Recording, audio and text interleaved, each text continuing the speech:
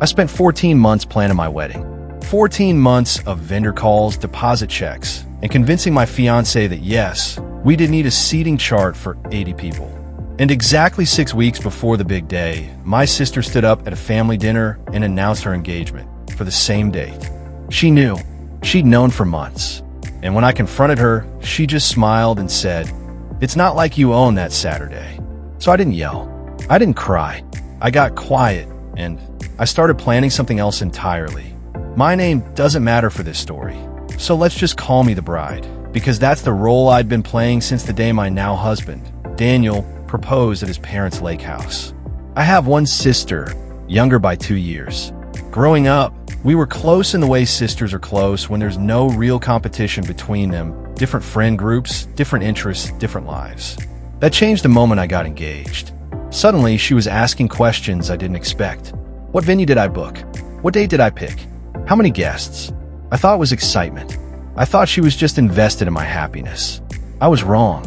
6 weeks before my wedding, we had a family dinner, the kind where everyone gathers around my parents' dining table and somebody always overshares after 2 glasses of wine. That night, it was my sister. She stood up, tapped her glass, and announced that her boyfriend of 8 months had proposed. Everyone cheered. My mother cried, and then she said the date. My date. The exact Saturday I'd had locked in for over a year. I laughed at first, thinking it was a coincidence too absurd to be real. Then I saw her glance at her boyfriend, a quick, knowing look, and I understood. It wasn't a coincidence at all. I pulled her into the kitchen while everyone else was still celebrating. "You know that's my wedding date," I said, keeping my voice as level as I could manage. She didn't even flinch. "I know, but we already told everyone. We can't exactly unannounce it now. You couldn't have picked literally any other Saturday?" That's when she said it. The line that changed everything. "It's not like you own that Saturday." I stood there for a second, genuinely stunned. Not because it was cruel, though it was, but because of how casually she said it. Like she'd rehearsed it. Like she'd expected this conversation and prepared her defense in advance. I asked her directly, had she known my date before picking hers? She paused just a beat too long before saying no. I didn't believe her. And it turned out I was right not to. A few days later, my cousin, who'd been helping me with wedding invitations, mentioned something offhand. She said my sister had asked her, months earlier, exactly which weekend my wedding was on. Not casually, specifically. She wanted to know so she could, in her words, plan around it. Plan around it. Not avoid it, plan around it. It clicked immediately. She hadn't stumbled into my date by accident. She'd engineered her own proposal timeline, pressuring her boyfriend to propose sooner than he'd planned. Specifically, so her engagement party would fall in the same season, competing for the same friend group's attention, the same relatives' time off work, the same spotlight. This wasn't an oversight.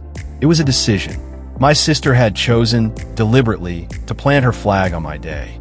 I didn't confront her again. Not yet.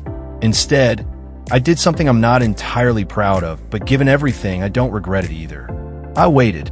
Her engagement party was scheduled for 3 weeks before my wedding. A separate event, thankfully, but one that would set the tone for the rest of the season.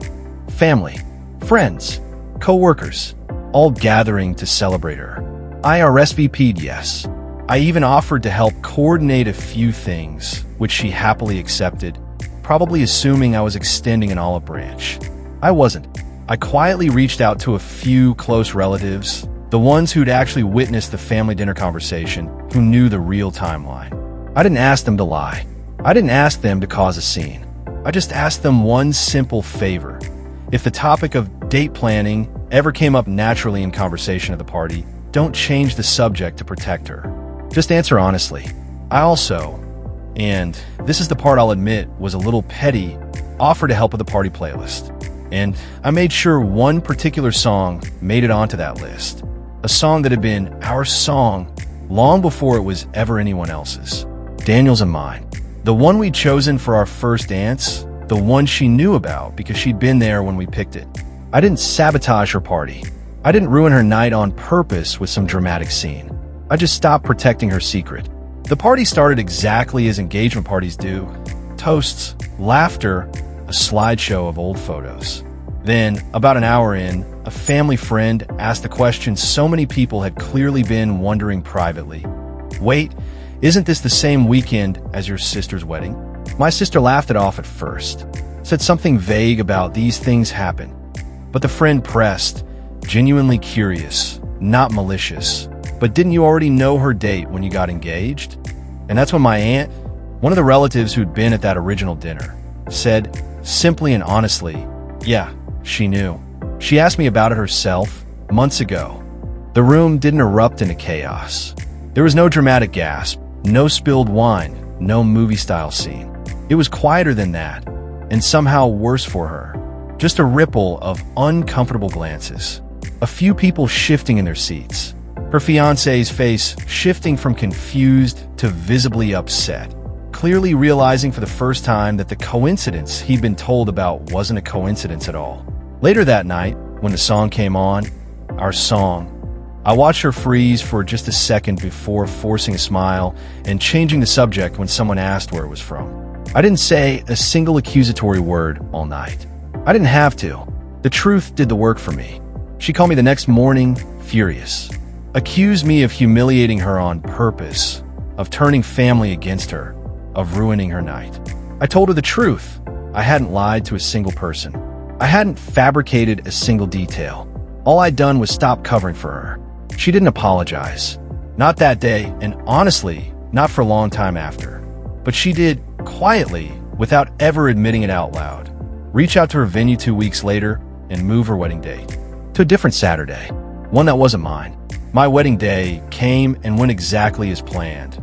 No competing engagement parties, no split attention, no stolen spotlight. Just my day. My sister and I still don't talk the way we used to. Some things you don't fully repair. But I've never regretted refusing to make my wedding smaller, so hers could feel bigger. If you've ever had someone try to steal your moment, I'd love to hear what you did about it. Drop your story in the comments.